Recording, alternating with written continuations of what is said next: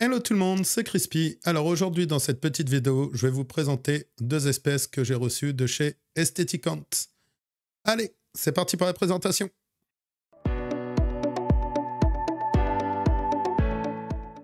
Première espèce que je vous présente de ce colis de chez Aestheticant, c'est la Myrmica rubra. C'est une petite fourmi donc européenne et seule fourmi vivant en France qui est capable d'utiliser son dard. Alors, c'est une colonie donc là qui a, à mon avis, une trentaine d'individus. Alors, j'aurai normalement, d'après ce que j'ai pu voir, j'aurai deux gînes. En fait, j'ai vu qu'il y avait deux fourmis qui avaient le thorax différent par rapport aux ouvrières.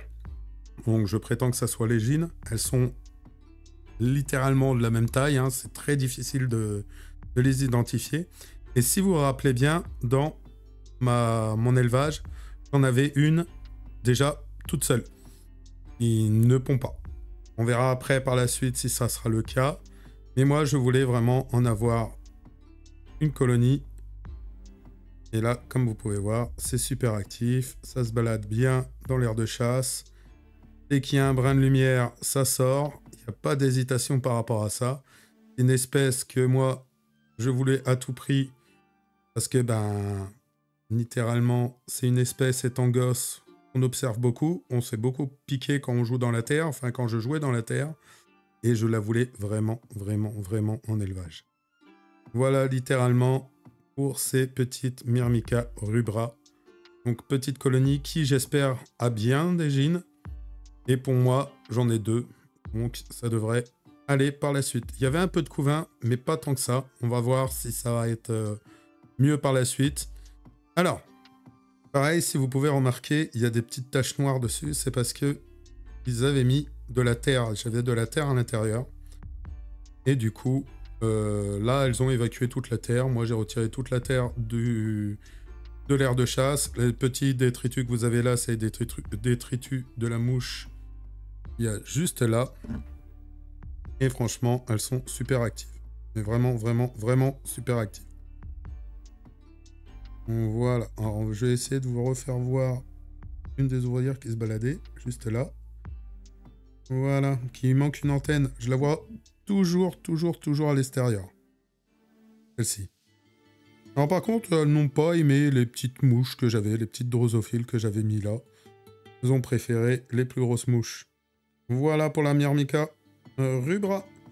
En deuxième espèce que j'ai pris de chez Aestheticant, je vous présente la Strongyloniatus testaceus.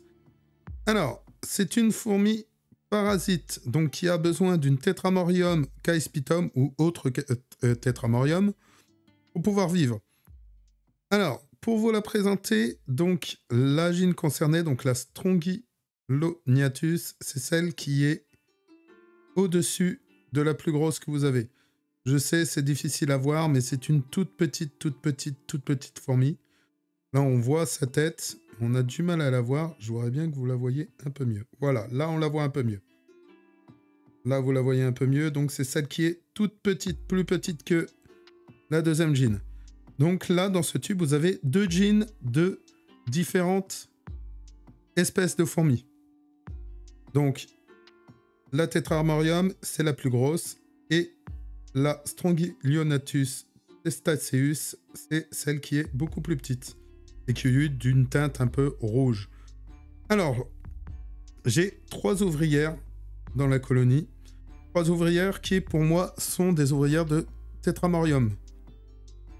Pourquoi? Parce que la Tetramorium en elle-même va fonder sa colonie comme si rien n'était, comme si elle était toute seule. Il n'y a pas de... Pour elle, elle remarque qu'il y a une autre gîne avec elle, et pour elle, c'est totalement normal, et ça ne la dérange pas. Pour la Strongylionatus, elle va fonder sa colonie pareil à la normale. Le seul truc, c'est que c'est les ouvrières Tetramorium qui vont élever sa colonie, qui vont tout élever. Autre petite chose, ces ouvrières, quand elles seront là, elles ne sortiront pas du nid. Elles vont rester dans le nid et ne jamais y en sortir. C'est vraiment les tétramoriums en elles-mêmes qui feront tout le boulot. Alors, j'ai un petit couvain qui, pour moi, est un couvain de tétramorium. Et on verra après si ça fonde bien comme il faut. Alors, autre petite chose aussi. Si je perds la tétramorium, malheureusement, je perds la Strongylonatus. Par contre, si je perds la Strongylonatus, je peux continuer sans aucun problème avec la tétramorium. La tétramorium, elle, n'a pas besoin d'une autre espèce pour pouvoir élever sa colonie, contrairement à la Strongylonatus. Voilà pour cette espèce que j'ai reçue. Je vous en dirai plus sur une petite vidéo que je leur consacrerai. Et bien sûr, quand j'aurai un peu plus de boulot. Enfin, un peu plus d'ouvrières, excusez-moi. Voilà.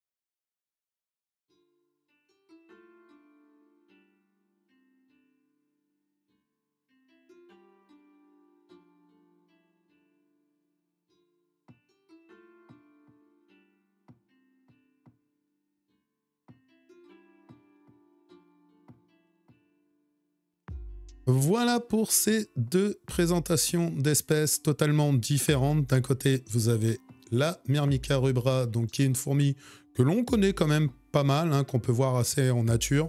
Moi, personnellement, je m'en rappelle très bien étant gamin et m'asseyant sur une fourmilière de Myrmica rubra et me faire piquer les jambes.